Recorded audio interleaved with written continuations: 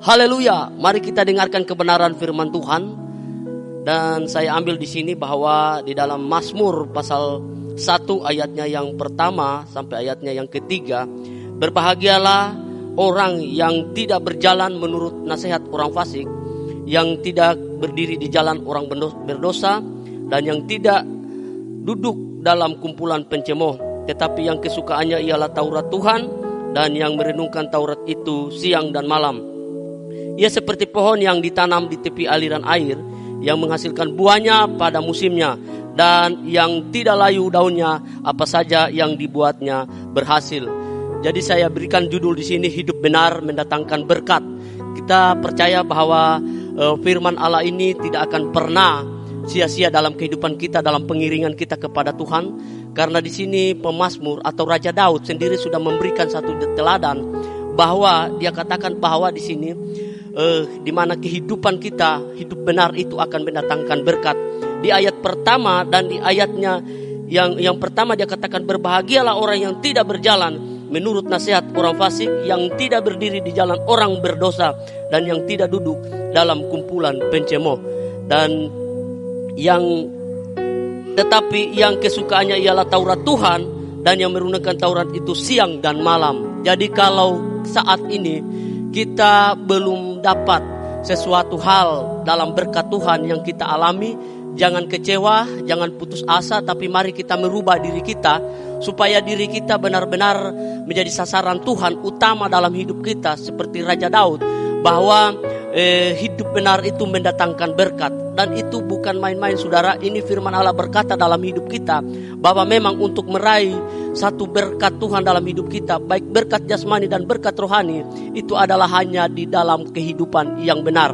Kalau kita belum dapat sesuatu hal dalam rancangan Tuhan, kita hidup diberkati oleh Tuhan, mungkin ada kesalahan dalam hidup kita, mungkin ada salah satu yang dalam kehidupan kita yang Tuhan ingin rubah, tentang kejujuran kita, tentang kita dengan Tuhan, hubungan kita dengan Tuhan. Mungkin selama ini kita jauh dengan Tuhan, mungkin selama ini dalam pelayanan kita hanya sekedar mimbar, hanya sekedar tampil. Saudara, mari kita rubah dalam posisi kita, karena hati Tuhan itu melihat dan menyelidiki hati kita, apakah benar-benar sungguh-sungguh kepada Tuhan. Sebab itu kita tidak bisa bersandiwara dengan Tuhan. Kita boleh bersandiwara dengan manusia, tetapi tetapi dengan Tuhan kita tidak bisa bersandiwara. Sebab itu saya pastikan bahwa ketika kita berusaha sungguh-sungguh hidup benar di hadapan Tuhan, otomatis kita akan diberkati. Bahkan keselamatan ada dalam hidup kita, bahkan perlindungan Allah, bahkan pagar tembok Tuhan ada dalam hidup kita.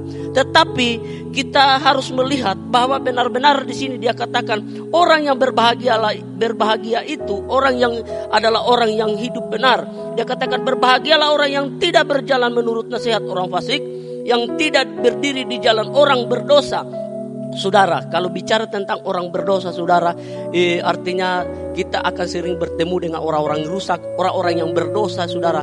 Tetapi bagaimana kita bisa menjadi terang di tengah-tengah mereka, bukan menjadi orang yang ikut-ikutan, ya, saudara, dalam hal mencemplungkan diri kita ke dalam dosa. Sebab itu yang menghalangi akan rancangan Tuhan, yang sebetulnya selama keberadaan kehidupan kita sebagai orang percaya, selubung-selubung itu harus dicabut, harus diangkat dari hidup kita, supaya benar-benar di sini dia katakan bahwa kita akan mendapatkan suatu berkat dan sukacita daripada Tuhan. Sebab dia katakan di sini di ayat yang pertama itu berbahagialah orang yang tidak berjalan menurut nasihat orang fasik, yang tidak berdiri dalam orang berdosa, yang tidak duduk dalam kumpulan pencemooh, ya, tetapi yang kesukaannya ialah Taurat Tuhan, dan yang merenungkan Taurat itu siang dan malam. Duduk di dalam kumpulan orang pencemooh. Terkadang kita sebagai orang-orang Kristen, saudara, orang-orang percaya,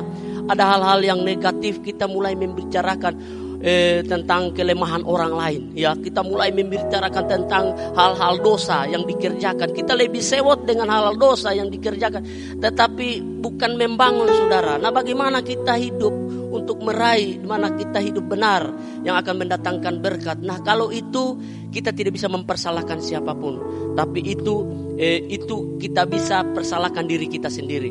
Nah, saya pastikan bahwa ketika saudara merenungkan firman Allah ini, saudara pasti diberkati oleh Tuhan. Haleluya.